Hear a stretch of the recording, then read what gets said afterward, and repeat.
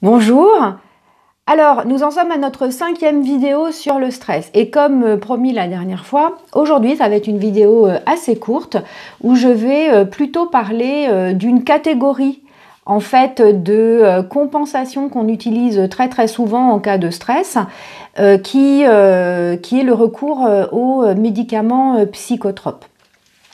Alors, moi, je ne suis pas du tout contre le fait de recourir à des médicaments psychotropes. Alors, psychotrope, qu'est-ce que ça veut dire?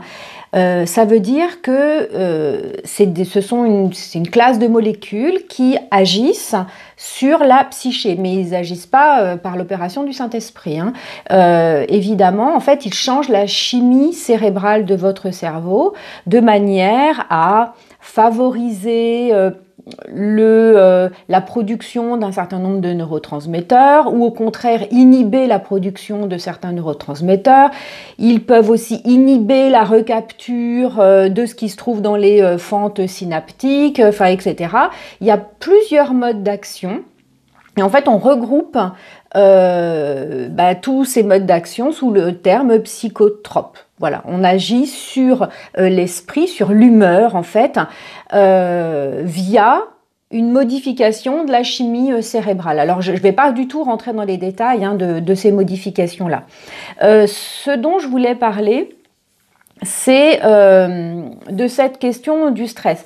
On l'a vu plusieurs fois, le stress, ça peut être quelque chose qui s'est passé dans le passé, donc qui n'existe plus, et pour lequel on est encore en train de ruminer des choses, des pensées nocives, etc., et qui nous mettent dans la même situation que lorsqu'on vit un stress dans le présent. Ça peut être aussi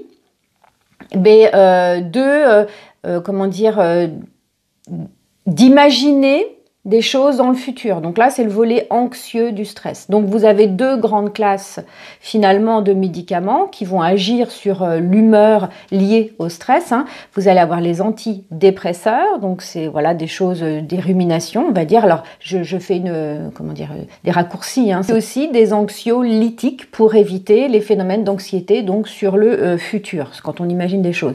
Donc je rappelle aussi que le stress, c'est pas forcément des événements extérieurs qui sont des stresseurs, ça peut être des événements intérieurs et en particulier justement les pensées. Alors pourquoi je voulais faire cette vidéo?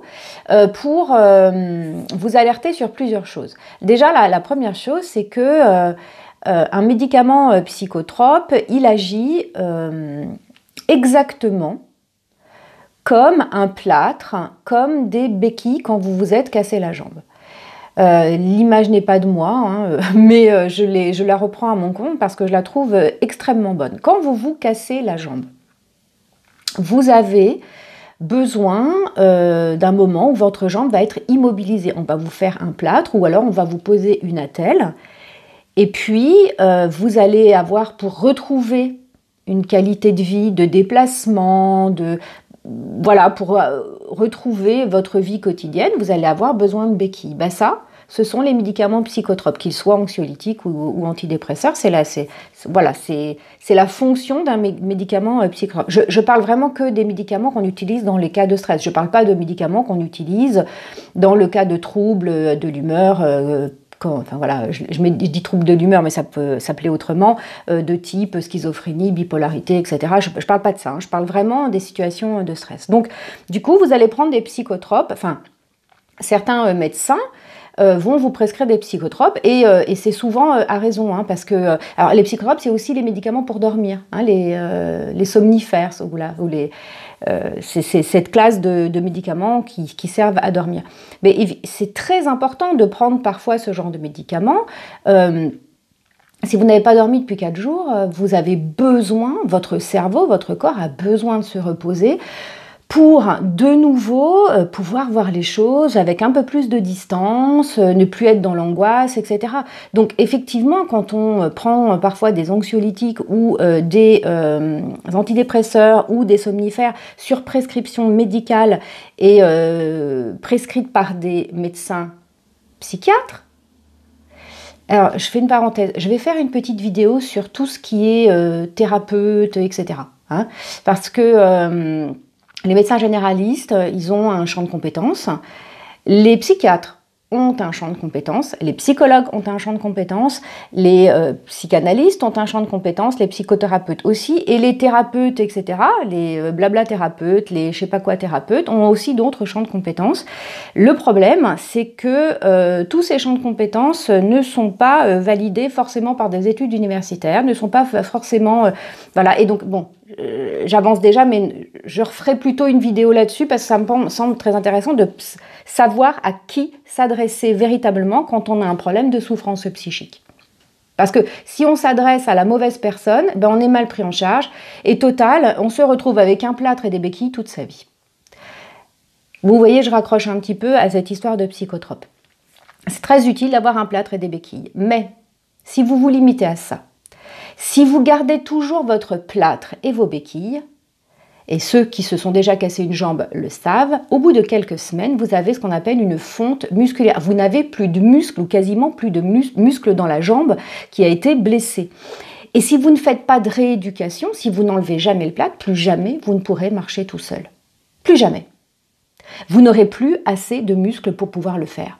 Bien, en fait, un médicament psychotrope dans le cas du stress peut être très utile, mais il faut être accompagné sur un autre plan de manière à se remuscler, finalement de manière à faire de la rééducation pour pouvoir retrouver en soi les ressources qui vont vous permettre d'affronter la vie, d'affronter vos problèmes sans le recours aux médicaments psychotropes. Un médicament psychotrope ne doit pas être pris sur des années et des années. Je parle que du stress, que des anxiolytiques, des antidépresseurs. Je ne parle pas d'autres types de pathologies, on est bien d'accord. Il y a des troubles de l'humeur, par exemple, je pense à la schizophrénie notamment, qui est forcément prise en charge par des psychotropes et que ces gens vont devoir prendre ça toute leur vie parce que malheureusement, actuellement, on ne connaît pas d'autres moyens thérapeutiques pour leur permettre de fonctionner au quotidien avec d'autres personnes. Vous voyez, avec d'autres personnes, fonctionner, aller travailler, avoir des amis, être dans la vie sociale. Donc voilà, ça c'est très particulier. Mais dans le cas de quelqu'un qui vit un stress chronique, parce que j'en suis là, je parle toujours du stress chronique, ce sera la deuxième vidéo, il y en aura une troisième sur le stress chronique.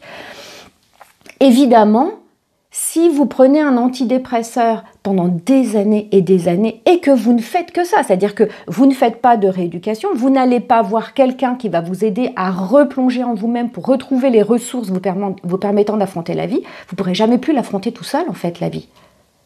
Donc c'est un moyen, le psychotrope, ce sont des moyens ponctuels, alors quelques semaines, quelques mois, mais guère plus de quelques mois, qui doivent être relayés en même temps, en fait, vous devez travailler en même temps sur d'autres plans. C'est un moyen pour retrouver une qualité de vie et qui va vous permettre de travailler sur vos ressources, mais vous permettre de travailler sur vos ressources pas tout seul. Il y a des gens qui sont faits pour ça, et les psychologues, d'accord ? Ces gens-là, ils sont faits pour vous accompagner justement à retrouver en vous les ressources pour vous permettre d'affronter tous les problèmes que vous aurez par la suite dans la vie. Donc, c'est pas le diable, les psychotropes, mais il faut pas les garder tout le temps. Et alors surtout, lorsque on vous a prescrit un psychotrope, quelle que soit la classe, antidépresseur, anxiolytique, somnifère, n'importe lequel en fait, ou hypnotique, léger, n'arrêtez pas. N'arrêtez pas votre médicament tout seul. Ne réduisez pas la dose tout seul. Vous devez être accompagné par un médecin psychiatre pour diminuer les doses peu à peu. D'accord ? Ça, c'est très important parce que si vous arrêtez brutalement, vous vous rendez compte, vous êtes exactement... Alors, l'image n'est pas très jolie, je suis désolée, mais comme ça change la chimie cérébrale, ça agit exactement comme les drogues, et y compris comme les drogues dures. Le tabac est une drogue dure, clairement. Quelqu'un qui a déjà arrêté de fumer le sait. Donc, les drogues, je parle même des drogues illicites, enfin vraiment, toutes ces drogues dures, je sais pas, héroïne, cocaïne, etc. Quelqu'un qui est drogué, qui a essayé d'arrêter ça, il a un phénomène de manque. C'est la même chose avec les psychotropes, puisque ça change la chimie de votre cerveau. Ça change sa manière de fonctionner. Donc, vous devez absolument être accompagné par un médecin psychiatre. Et j'insiste, psychiatre. Pas forcément un médecin généraliste. Alors, si il s'est formé tout au long de la vie, si c'est quelqu'un qui s'est très intéressé à ça, peut-être. Mais allez voir un médecin psychiatre, c'est son métier. C'est son métier de vous accompagner dans la souffrance psychique, y compris via des médicaments ou via d'autres techniques. Il en existe plein d'autres et on les verra par la suite. En tout cas, je vais m'arrêter là sur cette question de psychotrope parce que en fait, je voulais faire une vidéo très très courte et elle fait déjà 10 minutes. Et je referai aussi une petite vidéo, alors en dehors de cette histoire de stress, pour présenter tout ce qui est psycho machin ou psy machin. Et puis, comme ça, j'en profiterai aussi pour me présenter, puis pour vous dire quelle est ma formation, moi, initiale, quelle est mon expérience professionnelle et pourquoi je me permets de vous dire tout ça. Voilà, alors comme d'habitude, alors j'ai oublié de le dire, il y a d'autres vidéos sur le stress, donc je mettrai un i. Et j'ai appris à faire ça, alors maintenant, voilà, donc allez consulter les autres vidéos, les premières vidéos sur le stress, autrement vous n'allez rien comprendre de ce que je vous raconte aujourd'hui. Enfin, si, quand même, hein, je me doute. Et puis aussi, inscrivez-vous à ma newsletter pour avoir plein d'infos toutes les semaines. Donc, c'est une newsletter par semaine, tous les vendredis matins que vous recevez dans votre boîte. Et puis, allez visiter mon site internet. Vous allez avoir juste après cet écran-là. En fait, en dessous, vous avez le lien vers le site internet et le lien pour l'inscription à la newsletter. Et puis après, vous allez avoir une mini vidéo qui vous montre comment fonctionne le site internet. Voilà, je vous dis à la semaine prochaine pour continuer sur le stress chronique et sur les effets néfastes du stress chronique sur la santé. Là, on va aborder d'autres choses. Voilà, à bientôt!